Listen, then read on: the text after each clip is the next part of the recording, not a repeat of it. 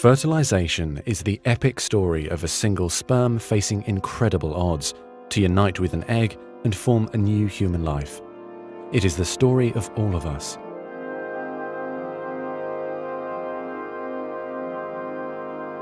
During sexual intercourse, about 300 million sperm enter the vagina. Soon afterward, millions of them will either flow out of the vagina or die in its acidic environment. However, many survive because of the protective elements provided in the fluid surrounding them. Next, the sperm must pass through the cervix, an opening into the uterus. Usually, it remains tightly closed, but here the cervix is open for a few days while the woman ovulates.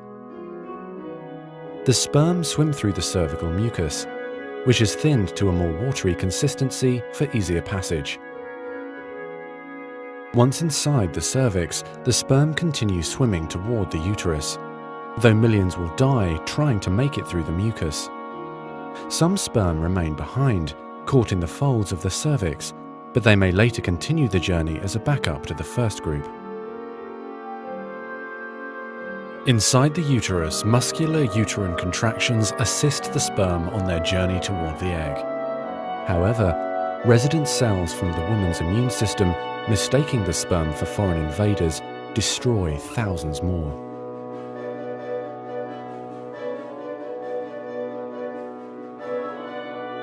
Next, half the sperm head for the empty fallopian tube, while the other half swim toward the tube containing the unfertilized egg. Now, only a few thousand remain. Inside the fallopian tube, tiny cilia push the egg toward the uterus. To continue, the sperm must surge against this motion to reach the egg. Some sperm get trapped in the cilia and die. During this part of the journey, chemicals in the reproductive tract cause the membranes covering the heads of the sperm to change. As a result, the sperm become hyperactive, swimming harder and faster toward their destination. At long last, the sperm reach the egg. Only a few dozen of the original 300 million sperm remain. The egg is covered with a layer of cells called the corona radiata. The sperm must push through this layer to reach the outer layer of the egg, the zona pellucida. When sperm reach the zona pellucida, they attach to specialized sperm receptors on the surface, which triggers their acrosomes to release digestive enzymes, enabling the sperm to burrow into the layer.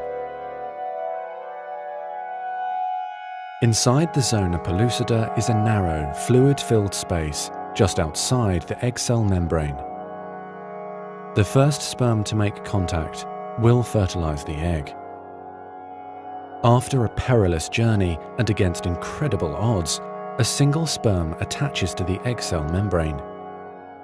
Within a few minutes, their outer membranes fuse and the egg pulls the sperm inside. This event causes changes in the egg membrane that prevent other sperm from attaching to it. Next, the egg releases chemicals that push other sperm away from the egg and create an impenetrable fertilization membrane. As the reaction spreads outward, the zona pellucida hardens, trapping any sperm unlucky enough to be caught inside. Outside the egg, sperm are no longer able to attach to the zona pellucida. Meanwhile, inside the egg, the tightly packed male genetic material spreads out.